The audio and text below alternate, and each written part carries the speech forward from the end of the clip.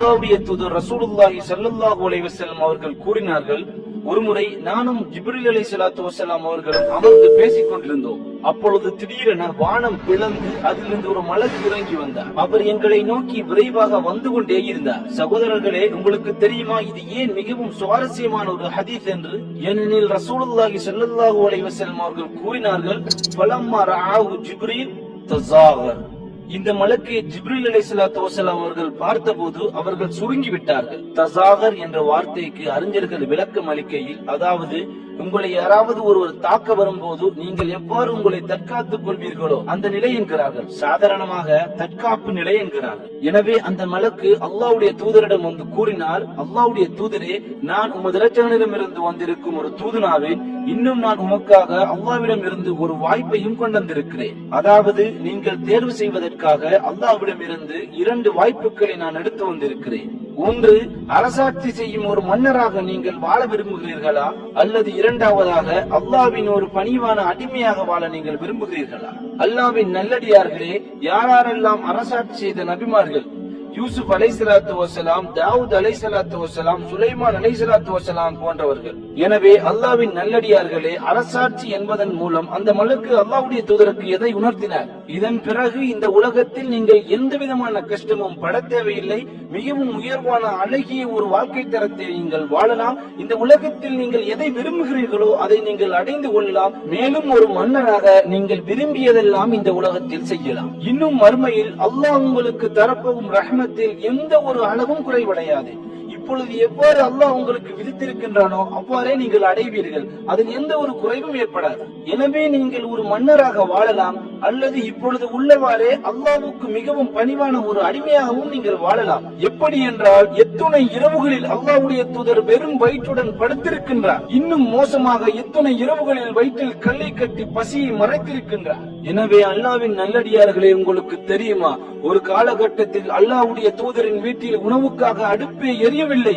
எவ்வளவு நாளென்று உங்களுக்கு தெரியுமா? 1, 2, 10 2 மாதங்களுக்கு அடுப்பே எரியவில்லை. அல்லாஹ்வுடைய தூதர் ஈச்சம்பழத்தையும் தண்ணீரையும் அருந்தினார்களே.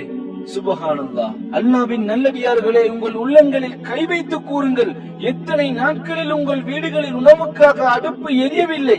நிச்சயமாக பெரும்பாலானோரின் பதில்கள், நாங்கள் 3 வேளையும் உணவு உண்டோம் என்றே இருக்கும். ஆனால் தொழுகையில் நம் நிலைமை என்ன? நாம் அல்லாஹ்வுக்கான கடமையை தெளிவாக நிறைவேற்றினோமா? சுப்ஹானல்லாஹ். அல்லாஹ் கூறிவிட்டான் குர்ஆனிலே, நிச்சயமாக மனிதன் நன்றி கெட்டவனாக இருக்கிறான். அல்லாஹ் பாதுகாத்த கூட்டத்தாரை தவிர.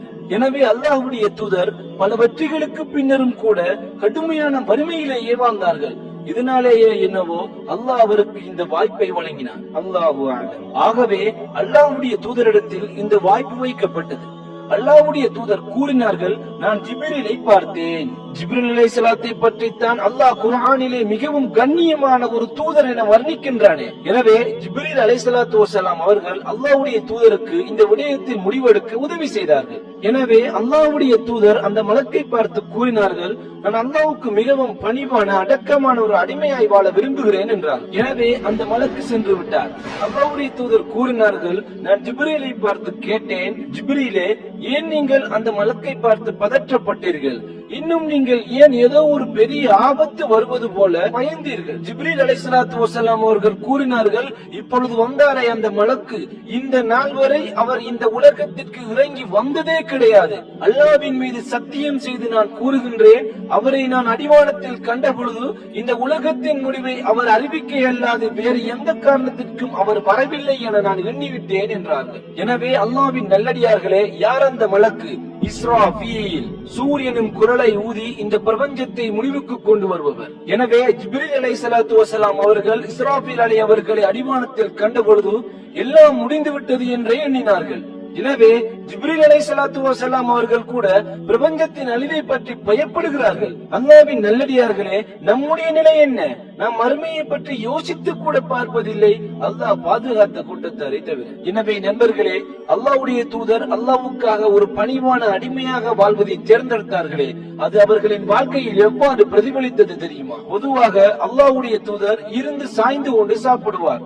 ஆனால் இந்த சம்பவத்திற்கு பிறகு அல்லாஹ்வுடைய தூதர் இருந்தே சாப்பிட்டார்.